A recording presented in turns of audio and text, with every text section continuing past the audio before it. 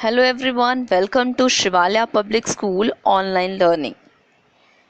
So this is the EVS of class 5. This is the cover page. Last year की ही book है, तो आप ये खरीद सकते हैं अपने पुराने आसपास जो बच्चे हैं उनसे भी. So the first chapter is the changing family. मतलब फैमिली का मतलब क्या होता है? परिवार.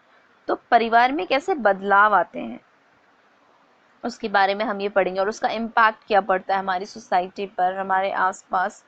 तो ये चैप्टर पूरा इस चीज़ के बारे में है, द चेंजिंग फैमिली.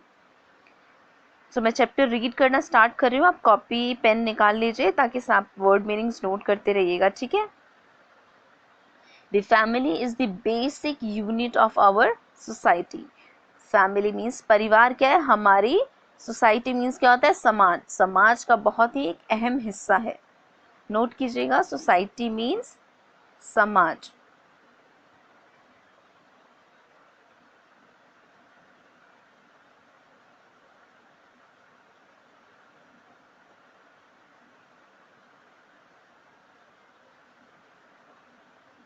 समाज. तो फैमिली क्या है? हमारे समाज का बहुत अहम हिस्सा है. Any change in its structure and values greatly affect society. तो जरा सा भी जो भी परिवर्तन होता है हमारी फैमिली में, उससे सोसाइटी बहुत इम्पैक्ट पड़ता है उस पर, सोसाइटी पे उसका. क्यों? क्योंकि समाज क्या है? एक दूसरे का हम देखते हैं ना, उसने ऐसा किया, उसने ऐसा किया, तो इससे समाज में परिवर्तन आता है. And change is the law of nature. और परिवर्तन क्या है? नियम है नेचर का, प्रकृति का नियम है परिवर्तन. समय के साथ हर चीज में बदलाव आता है. People also move from their home towns. तो लोग अपने होम टाउन मतलब होता है उनका जो अपना घर है, जैसे गांव से शहर की तरफ पलायन करते हैं. तो people also move from their home towns. अपने अपने घरों से दूसरी जगह जाते हैं. People may have to move from one place to another. लोगों को अपने जगह, एक जगह से दूसरी जगह मूव करना पड़ता है. कोई भी रीज़न हो सकता है जॉब की वजह से हो सकता है, या फिर सो एंड सो रीजंस हो सकते हैं, है ना. The reasons can be many. बहुत सारे रीजंस हो सकते हैं. Some people might have transferable job. कुछ लोगों के पास जॉब ऐसी होती है जिसमें उनका ट्रांसफ़र हो सकता है. जैसे गवर्नमेंट जॉब्स बहुत होती है जिसमें हर 3 साल पे ट्रांसफ़र होता है, तो आपको चेंज करना ही करना है आप location. Some might come to a new city in search of better lifestyle.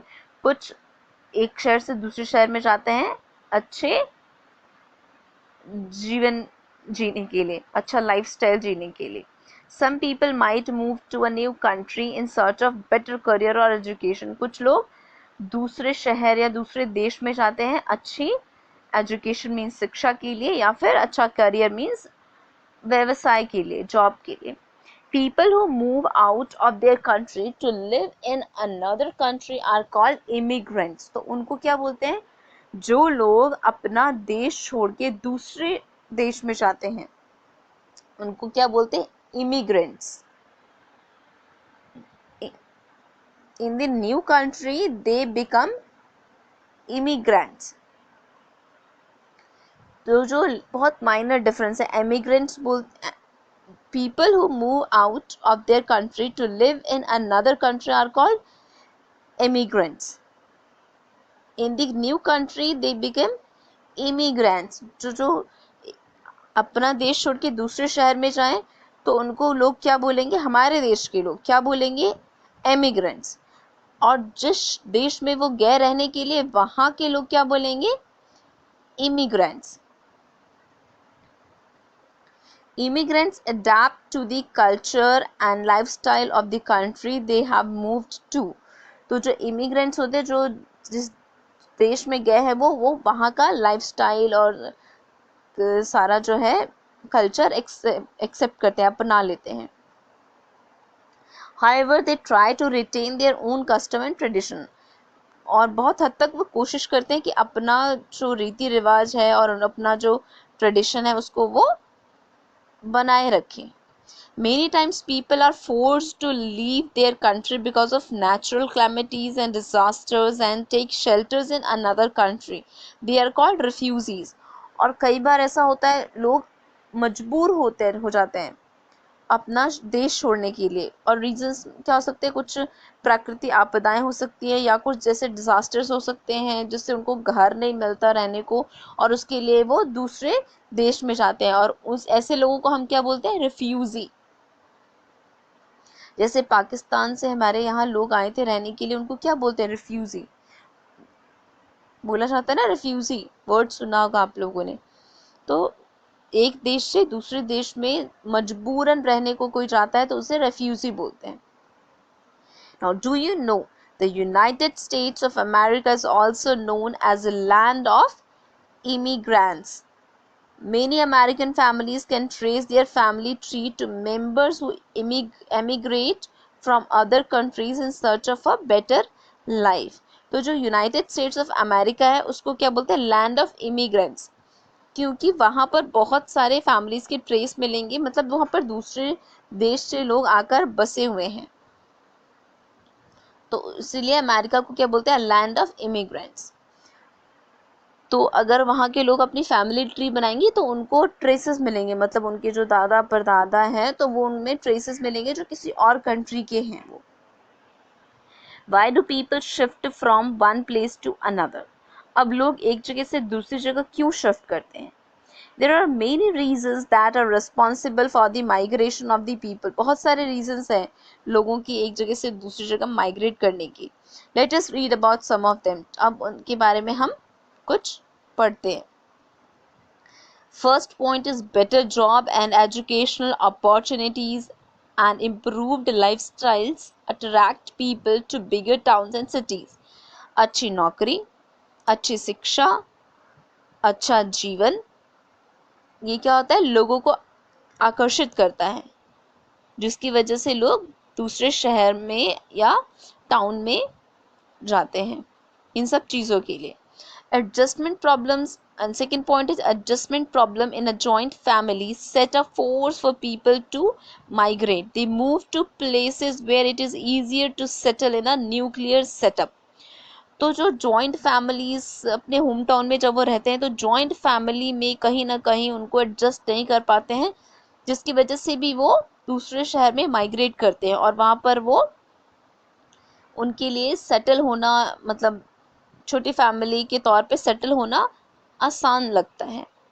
Third point is natural calamities like earthquake, tsunamis, floods and famines force people to move to safer locations. तो प्राकृतिक आपदाएं जैसा कि भूकंप, tsunami, बाढ़ और scarcity of food, जिसकी वजह से लोग क्या होते हैं, दूसरी जगह पे मूव करने के लिए मजबूर हो जाते हैं। Now the fifth point is man-made calamities like terrorism and wars also force people to relocate. Man-made calamities जैसे कि आतंकवाद की वजह से भी लोग एक जगह से दूसरी जगह रिलोकेट करते हैं डर की वजह से। ये मैन मेड क्लैमिटीज हैं जो इंसानों की वजह से क्रिएट हुई है, जो problem, that is called man made calamities. आप मैन मेड आप बताएं। Family disputes is another reason for people to migrate. जो पारिवारिक झगड़े हैं वो भी एक बहुत बड़ा रीजन है लोगों का एक जगह से दूसरी जगह माइग्रेट करने का। लोग फैमिली छोड़ के दूसरी जगह चले जाते हैं क्योंकि उनकी आपस में झगड़े होते हैं, जिसकी वजह से वो प्रेफर करते हैं कि हट के वो अलग रहें, दूसरे शहर में रहें। Now the next point is transferable job is one of the major reason for migration. और एक ये बड़ा रीज़न क्या है, ट्रांसफरेबल जॉब, ऐसी नौकरी जिसमें हर कुछ समय के बाद या कुछ साल के बाद आपका लोकेशन चेंज कर दिया जाता है, आपको एक जगह से दूसरी जगह भेज दिया जाता है। सरकारी नौकरी में खासकर ऐसा होता है, जिसकी वजह से लोगों का जो लोकेशन है वो चेंज होता रहता है। Demolition of slums force people to move elsewhere. जो झोपड़पट्टी है, स्लम का मतलब होता है झोपड़पट्टी, ठीक है, झोपड़पट्टी, स्लम मीन्स आप लिखोगे झोपड़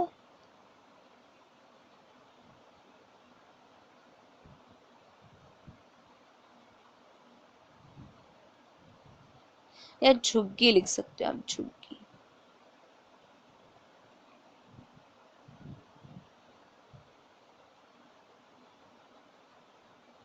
झुग्गी तो झुग्गी होती है ना, आपने देखा होगा रोड के किनारे ऐसे झोपड़ी बना के रहते हैं लोग, तो उससे उसको स्लम बोलते हैं। एंड डिमोलिश का मतलब होता है तोड़ना, नष्ट करना। डिमोलिश मीन्स होता है नष्ट करना।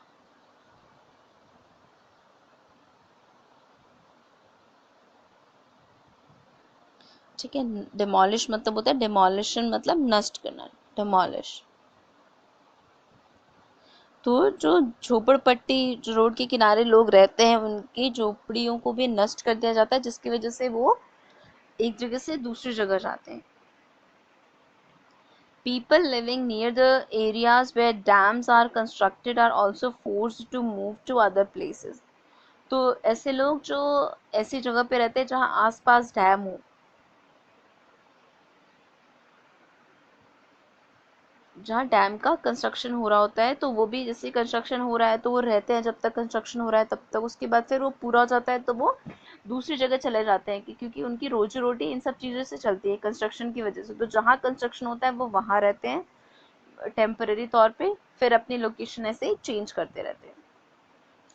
ठीक है, तो आपको समझ में आ गया the reason of migration. Now what are the effects of migration. अब माइग्रेशन का क्या असर पड़ता है। Migration from one place to another can be due to compulsion और एट वंस ओन विल। तो माइग्रेशन क्या हो सकता है, या तो दो चीज़ों की वजह से सकता है, या तो मजबूरन, कंपल्सन मतलब फोर्सफुली, मजबूरी में, और एट वंस ओन विल मतलब या फिर खुद की मर्जी से। विल मतलब होता है इच्छा, विल का मतलब होता है इच्छा। तो या तो अपनी इच्छा से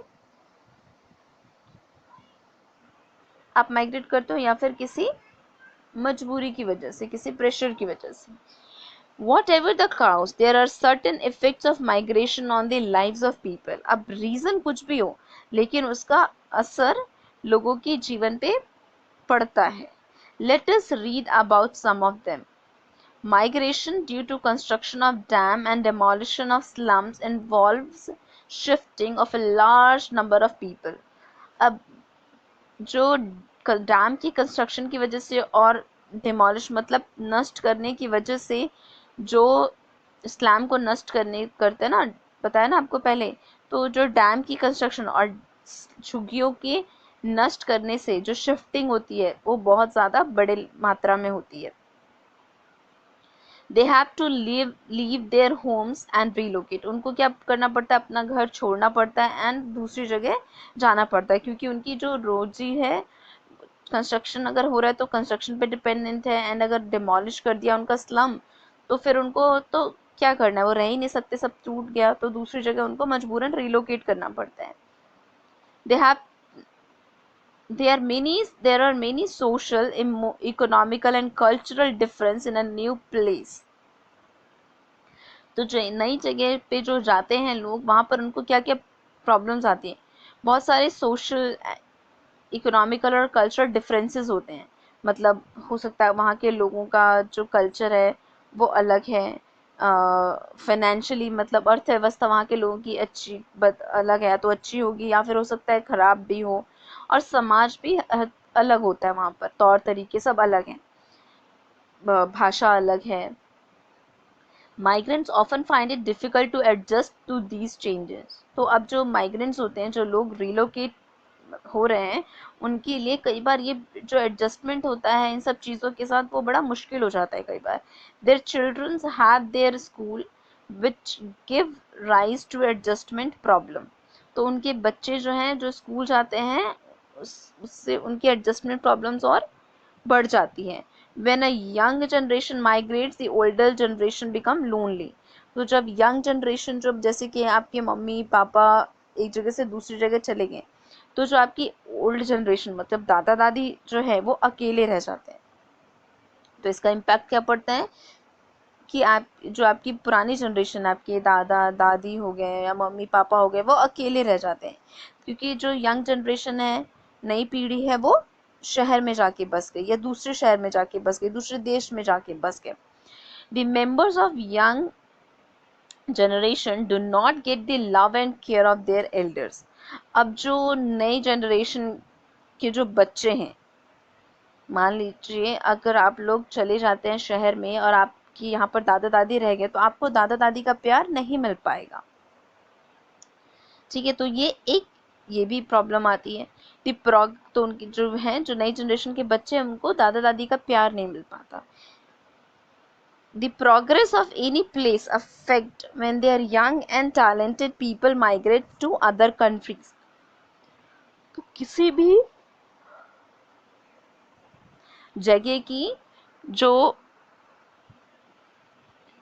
जहाँ के यंग जनरेशन जो बहुत टैलेंटेड है, अगर वो जगह छोड़ के दूसरे देश में जाते हैं, तो वहाँ की कंट्री की हालत पे बहुत फर्क पड़ता है, क्योंकि जो हुनर था जो लोगों में, वो दूसरे देश में चला गया और वो उनका हुनर दूसरे देश के लिए काम आएगा. आपके अपने देश के लिए काम नहीं आ पा रहा, क्योंकि यहाँ पर वो नहीं रुके, वो दूसरे शहर में चले गए.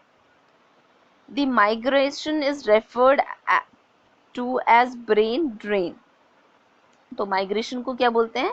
Brain drain. मतलब कि एक तरीके से दिमाग भी, क्योंकि आपके पास अच्छा टैलेंट नहीं, हमारे देश का जो काफ़ी सारे लोग आप सुनोगे बाहर चले गए हैं. नासा में भी बहुत सारे इंडिया के लोग मिलेंगे, तो वो नासा के लिए काम कर रहे, they are not working for their own country, है ना. तो ये ब्रेन ड्रेन बोला जाता है. दिमाग मतलब जो अच्छी सोच थी वो भी कहीं ना कहीं दूसरे देश में चली गई, दूसरे देश के लिए काम कर रही है वो. Migration has many positive effects, also leads to better job and educational opportunities. अब माइग्रेशन में एक पॉजिटिव इफेक्ट ये भी है कि उनको अच्छी नौकरी मिलती है, वहाँ पर अच्छी शिक्षा मिलती है, अगर वो छोटे शहर से दूसरे शहर में या दूसरे देश में जाते हैं तो. It usually results in improvement of lifestyle. इससे क्या ज़्यादातर असर होता है, आपका लाइफस्टाइल जो है, आपका रहन सहन का जो तरीका है वो बेटर हो जाता है. It also leads to mixing of culture and corporations. तो इससे जो कल्चर है, मतलब आप एक जगह से अगर दूसरी जगह जा रहे हैं, तो आप यहाँ का कल्चर भी, संस्कृति को भी आपके पास तो है ही, और नई जगह की संस्कृति भी आप अपनाएंगे, तो mixture of culture and cooperation आ जाता है.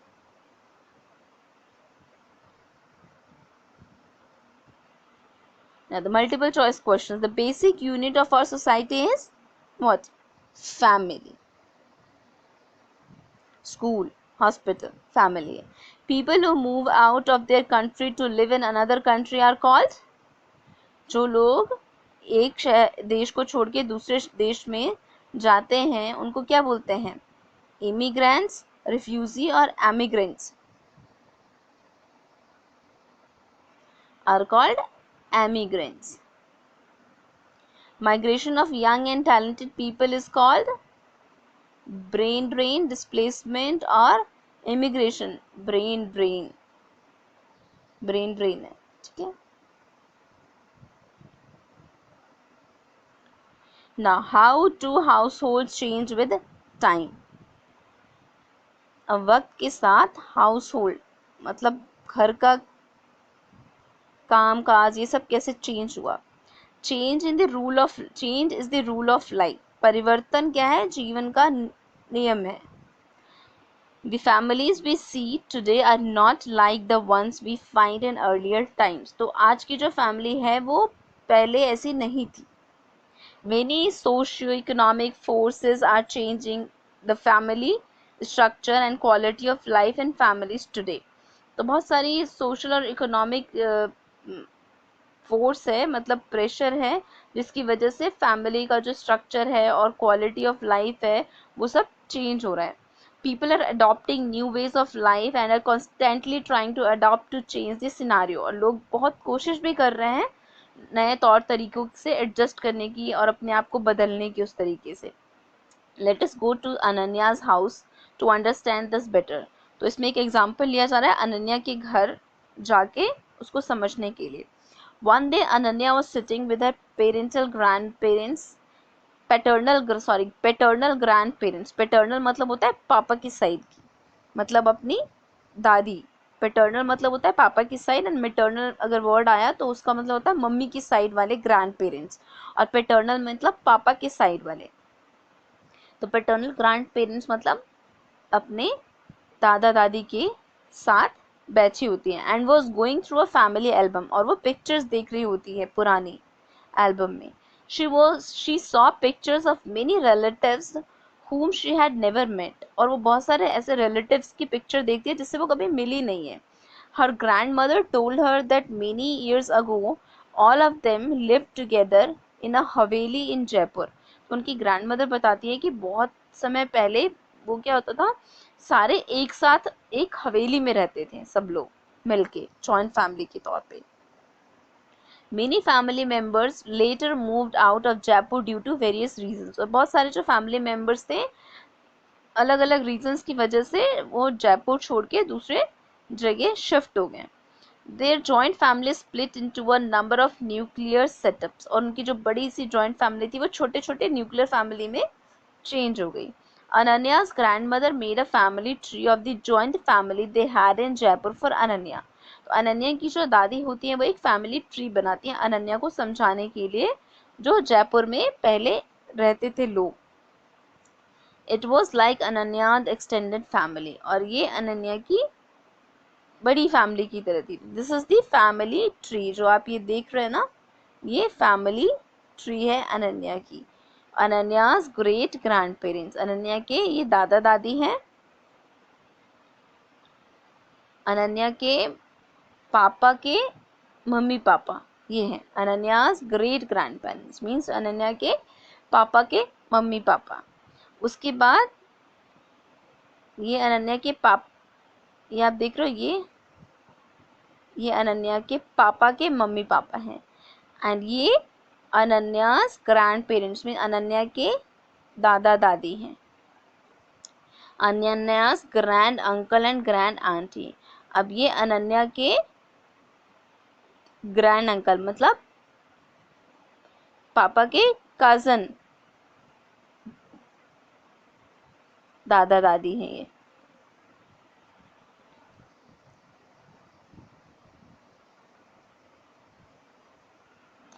मतलब अनन्या के ये उनके ये दादा दादी के दो, एक पहले बेटे ये दूसरे बेटे हैं, ठीक है। तो ये इनकी शादी हुई, इनकी भी शादी हुई, तो अनन्या के एक ये दादा दादी हो गए और एक ये दादा दादी हो गए। तो ये अपने दादा दादी हैं और ये चाचा पापा के भाई जो है, ताई जी बोल सकते हैं आप। अनन्यास पेरेंट्स, अब ये अनन्या के mummy papa. अनन्यास uncle and aunty, अब इनके दो बच्चे थे। अनन्या के जो पापा हैं वो दो भाई थे, ठीक है। अनन्यास अंकल आंटी उसके चाचा चाची। अब ये वाले जो अनन्या के बाबा के भाई थे उनके भी एक अनन्या के अंकल हैं और ये अनन्यास आंटी हैं। अब ये कौन है, अनन्या और अनन्या का भाई। ये कौन है, Ananya cousin, Ananya second cousin, मतलब इनके बेटे हैं। और अनन्या दीदी बता रही हैं उनकी हवेली पे, जयपुर वाली हवेली पे। अनन्यास एक्सटेंडेड फैमिली ट्री का ये पूरा पिक्चर है। Ananya's grandmother then made a family tree of her immediate family. फिर वो जो उनकी अभी इमीडिएट फैमिली है जो टूटने के बाद है उसकी फैमिली ट्री बनाती है। वो फैमिली ट्री का है, ये आप देख सकते हो कि है फैमिली ट्री। अनन्यास ग्रैंड पेरेंट मतलब अनन्या के दादा दादी, अनन्या के मम्मी पापा, एंड ये अनन्या और अनन्या का भाई। छोटी सी फैमिली जिसमें सिर्फ 6 लोग हैं। Ananya asked about the relative she had never met. Ananya उनसे उन रिलेटिव्स के बारे में पूछती हैं जिनसे वो कभी नहीं मिली। Grandmother told her that Ananya's great grandfather had a big showroom of gold jewellery in Jaipur.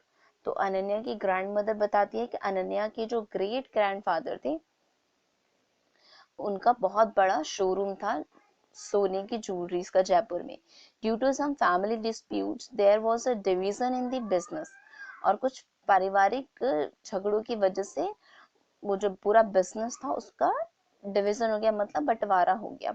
Some members of the family migrated to Mumbai where they live now. कुछ जो फैमिली के मेंबर्स थे वो मुंबई चले गए।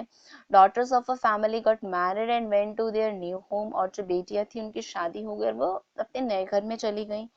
दे हैव एडजस्टेड वेल देयर। और सब अपनी अपनी जगह अच्छे से सेट हो गए। Two of Ananya's father's cousin went to London for their higher education.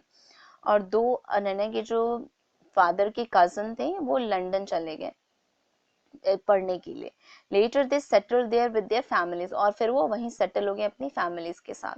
Ananya got very excited. She asked her grandmother about her aunt Neha who is a pilot in Indian navy. और फिर वो अनन्या बहुत एक्साइटेड हो जाती है और अपनी ग्रैंड मदर से अपनी आंट के बारे में पूछती है जिनका नाम नेहा है और जो इंडियन नेवी में पायलट है।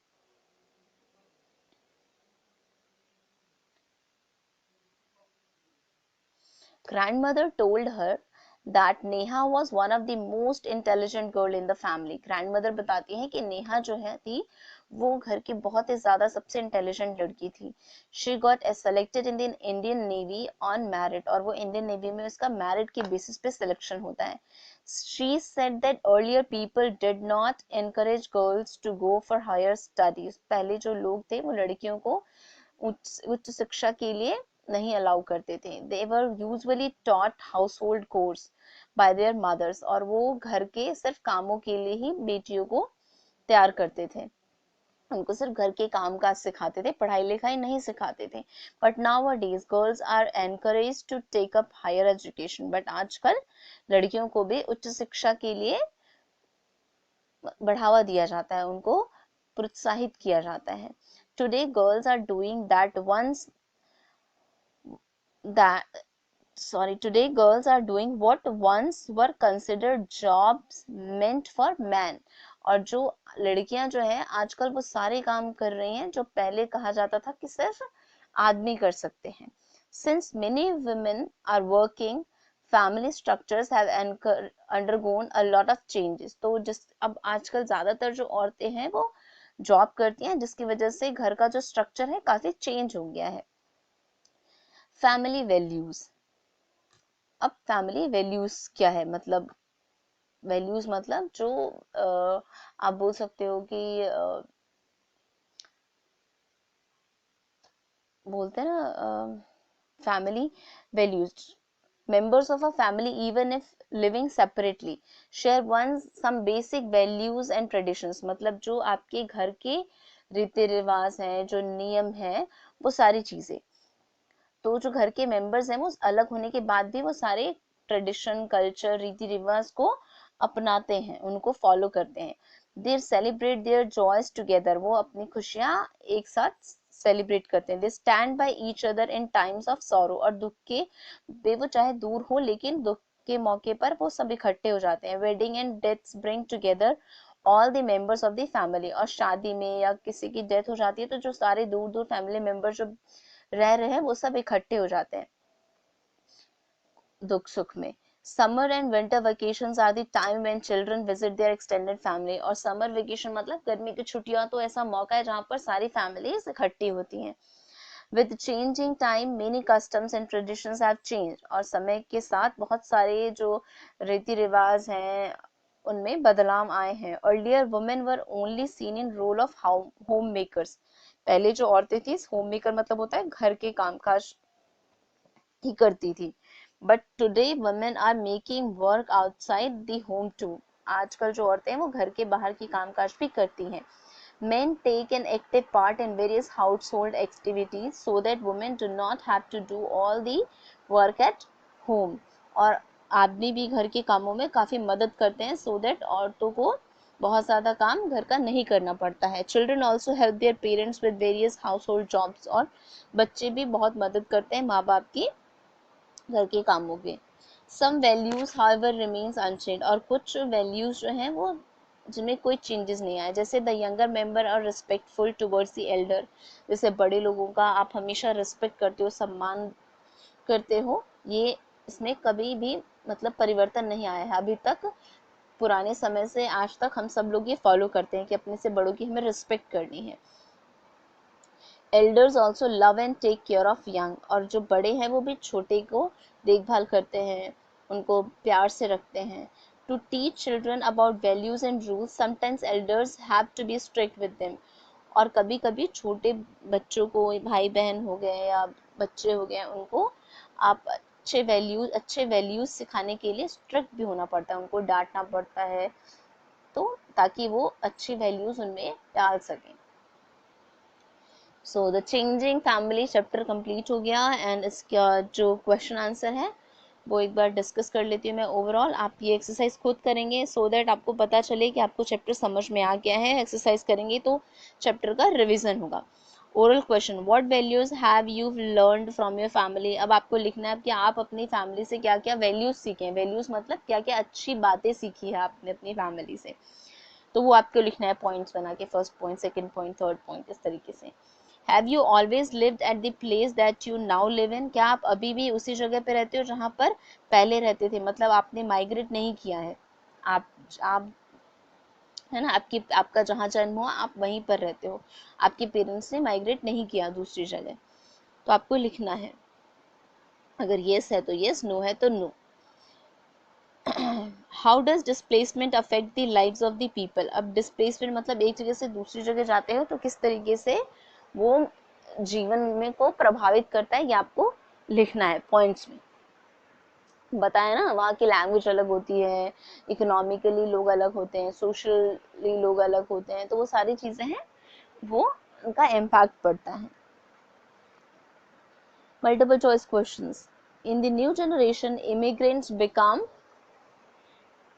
In the new country immigrants become, जो नए देश में इमिग्रेंट्स को क्या बोलते हैं, इमिग्रेंट्स, रिफ्यूजी या बोरोवर्स। हम क्या बोलते हैं उनको, इमिग्रेंट्स बोलते हैं।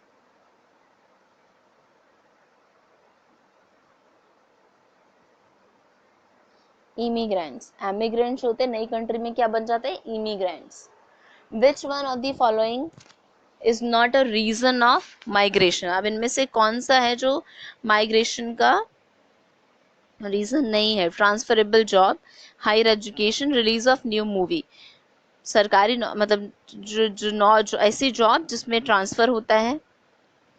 दूसरा, अच्छी शिक्षा के लिए, यस, अच्छी शिक्षा के लिए आप माइग्रेट करते हो ना, एक जगह से दूसरी जगह जाते हैं ना लोग, और अगर जॉब आपकी ट्रांसफरेबल है तो भी आप एक जगह से दूसरी जगह जाते हो। Release of a new movie, but क्या मूवी देखने के लिए कोई नई मूवी रिलीज हुई तो उसके लिए आप माइग्रेट कर जाते हो, नहीं ना, वो तो आप अपनी जगह पे देखते हो। सो दिस वुड, तो इसमें क्या है, ये है release of a new movie, कोई कारण नहीं है माइग्रेशन का। Family members stand by each other in times of cooking, sorrow, education. सारी मेंबर्स जो है फैमिली के, जो अलग अलग रहते हैं, वो कब इकट्ठे होते हैं, खाना बनाने के लिए, नो। सॉरो मतलब दुख में, यस, वो दुख में इकट्ठे होते हैं। Now fill in the blanks. Dash and dash force people to live their country. तो क्या हो गया, एजुकेशन एंड, या आप नेचुरल क्लैमिटीज भी लिख सकते हैं। नेचुरल क्लाइम, बहुत सारे कारण हैं, तो कोई से भी आप दो से लिख सकते हो।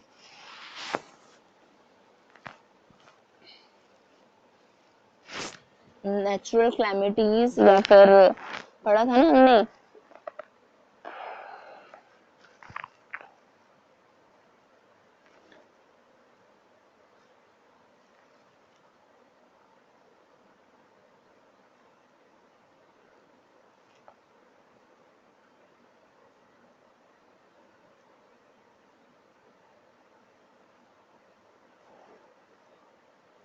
ठीक है। आप ये फिर से वीडियो बनाने करके यहाँ पे देखिए, यहाँ पे करेंगे, ठीक है। Demolition of dash from people force people to move elsewhere. Demolition of, क्या चीज नष्ट करने पे लोग एक जगह से दूसरे को मूव करना पड़ता है, बताया मैंने आपको, ये आप लिखोगे, ठीक है खुद। Migration has many dash affects also. Migration का बहुत ज्यादा इफेक्ट पड़ता है किस पे, ठीक है, आप क्लिक करोगे ये। Nowadays girls are encourage to take up dash education. अब आजकल लड़कियों को भी कौन सी शिक्षा के लिए फोर्स प्रोत्साहित किया जा रहा है, अभी ये बता रहे हैं। ठीक है, the dash members are respectful towards the, ठीक है, ये इस वाले पेज पर है, आप यहाँ फिर से पढ़ेंगे अगर आपको नहीं आता और आप ये करेंगे। ठीक है, right true and false of the following statement. True false करें। Construction of dam involve shifting of large number of people. Dam के कंस्ट्रक्शन से बहुत ज्यादा नंबर ऑफ पीपल, लोगों को एक जगह से दूसरी जगह शिफ्ट होना पड़ता है। ट्रू या false? Nowadays nuclear families are more common than joint families. Nuclear families जो है आजकल ज्यादा कॉमन है जॉइंट फैमिली से। True or false? Relocating to a new place has no disadvantages. नई जगह पे जाने का कोई फायदा नहीं होता। True or false करना है आपको। Today girls are encouraged to take up higher education. आजकल लड़कियों को हायर एजुकेशन के लिए प्रोत्साहित किया जा रहा है। True या false? Our family is not important for us. हमारा जो परिवार है हमारे लिए important नहीं है। True या false? Now question answer. Why do we need a family? हमें फैमिली की क्यों जरूरत है? क्यों जरूरत है, लिखो आप। Give 4 reasons why people migrate from one place to another. 4 reasons दो क्यों लोगों को एक जगह से दूसरी जगह पे जाना पड़ता है। Who are refugees? Refugee किसे बोलते हैं? जो एक देश से दूसरे देश में जाते हैं because of natural calamities या terrorism, उनको shelter नहीं मिलता इसलिए, है ना। What is the positive effect of migration? Positive effect क्या है माइग्रेशन का, आपको लिखना है कि मतलब अच्छी बातें माइग्रेशन की वजह से जो अच्छी बातें होती हैं वो क्या है। And what is the negative effect of migration? Migration की वजह से जो नेगेटिव मतलब गलत चीजें जो होती हैं वो क्या है, वो आपको लिखना है। एक्टिविटी है find out the following table with the help of your parents. अब ये पूरा जो टेबल है आपको बनाना है पेरेंट्स की हेल्प से। Write down the name of the family members who have the following feature, right your relationship with them. who laughs the loudest, जो सबसे जोर से हंसता है ना उसका नाम लिखना है। who laugh the loudest, यहाँ पर आपको नेम लिखना है जो जोर से हंसता है आपकी फैमिली में और उसके साथ आपका क्या रिलेशन है यहाँ लिखोगे। who speaks the loudest, जो सबसे ज्यादा ऊंचा बोलता है उसका नाम एंड उसका relation. who is the best cook, आपकी फैमिली में सबसे अच्छा खाना कौन बनाता है उसका नाम और उसके साथ आपका relation. who speaks the softest, सबसे मतलब मतलब हल्का कौन बोलता है मतलब धीरे पोलाइटली सॉफ्ट कौन बोलता है। Who has the longest hair, सबसे लंबे बाल किसके आपकी फैमिली में। हु इज द स्मार्टेस्ट, सबसे स्मार्ट कौन है आपकी फैमिली में। Who brings you the most gift, कौन आपको सबसे ज्यादा गिफ्ट्स देता है आपकी फैमिली में। Who shares toys and books with you, कौन आपके साथ बुक्स और टॉयज शेयर करता है। Who loves to play with you, कौन आपके साथ खेलना पसंद करता है। Who is the naughtiest of all, कौन सबसे ज्यादा नॉटी है आपकी फैमिली में, उसका नाम और उसके साथ रिलेशन लिखना है। नॉटी मतलब होता है शरारती। ठीक है, तो ये चैप्टर कंप्लीट हो गया है। होपफुली आपको समझ में आ गया होगा, नहीं आया तो वीडियो को बार बार देखिएगा एंड कोई क्वेरी होगी तो कमेंट बॉक्स में डालिएगा एंड वहाँ से फिर आपको मैं आंसर कर दूंगी। और इस पूरे एक्सरसाइज को आप सॉल्व करने की कोशिश कीजिएगा, मैंने समझा दिया है एंड इसका सॉल्व आंसर आप कमेंट बॉक्स में मुझे आप बताना। अगर नहीं हो पाएगा तो आपको इसका सॉल्व आंसर शीट व्हाट्सएप कर दिया जाएगा। Till then, bye bye, be inside, be safe.